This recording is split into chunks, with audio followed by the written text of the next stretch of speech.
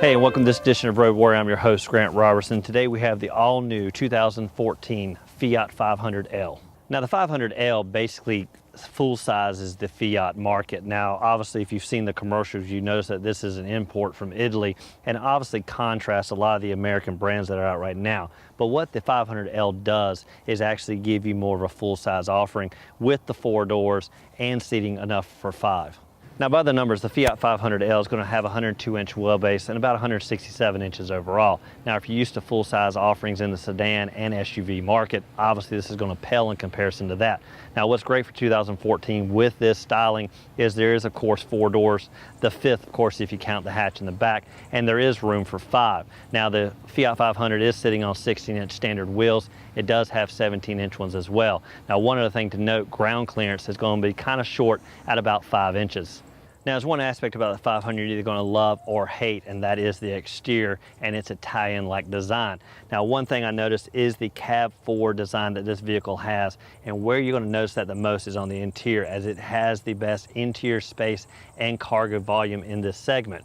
Now another thing to note is its interior cathedral-like atmosphere that enhances that feel. When you get inside, it dwarfs you to a state. Now I'm 6 feet tall, and when you get in there, it really has a whole bunch of abundant room, which is surprising. And the whole reason for that is it's built on a small, wide-like platform. Now looking at the rest of the exterior, one thing you're going to notice is right up front and center in this rather front fascia that you're going to see. Now they got some bug lights that kind of protrude, and you'll see this dual headlight assembly right here. Obviously the top one for the standard headlight and the lower one to add brightness when you need to. Now obviously tucked down low, it's an optional equipment, would be fog lights, and otherwise you see body color everywhere else on the front end. Now one thing I do notice is this kind of smiley face chrome Fiat like design emblem right up front, and it kind of gives you a smirk as you're going down the road. Now again, this vehicle is built on a small but wide-like platform, and one thing you'll notice that ties in with that is this kind of wide view that you're going to have, and I'm referring to kind of this glass that totally encapsulates the whole interior. There's literally about a 360-degree view, barely finding any blind spots when you look around. Now another thing you're going to love is these mirrors. They are decently sized for this vehicle. You would assume they would be scaled down, and on the mirror there is kind of another wide type extension on the mirror, allowing you to see those blind spots as you're driving. Now once you climb inside the Fiat 500, you're going to notice that this is really the contrast from the exterior to the interior, and I'm referring to the amount of room there actually is in here. It is abundant and it feels twice as big as it actually is. Now one thing you're going to notice is the legroom off the bat. Got about 40 inches up front, and not too bad in the back at about 36 inches, and those are decent numbers and actually lead the class in this segment. Now another thing you'll notice is that glass that totally surrounds you on this vehicle, that loft-like feel, tons of lighting that invades this interior, which can be problematic in the summer as it heats up. But the best thing about the glass is that 360 view, the minimal blind spots, and the ability to really see around this whole entire vehicle. Now under the hood, the 500 is going to come equipped with a 1.4 liter turbocharged 16-valve 4-cylinder engine. Now it's decent power plant under the hood, and it's going to deliver about 160 horses and 184 foot-pounds of torque. Now the best part about that is when you're behind the wheel and you're really at those stop and go moments where you can punch it and get that squill and really take off the line. Now of course when you're at full power going down the highway, it's still a spirited. Again, this is a 6-speed, so you can shift down, shift up, and really hammer it when you need to, and that's what you love on a small vehicle like this with big attitude.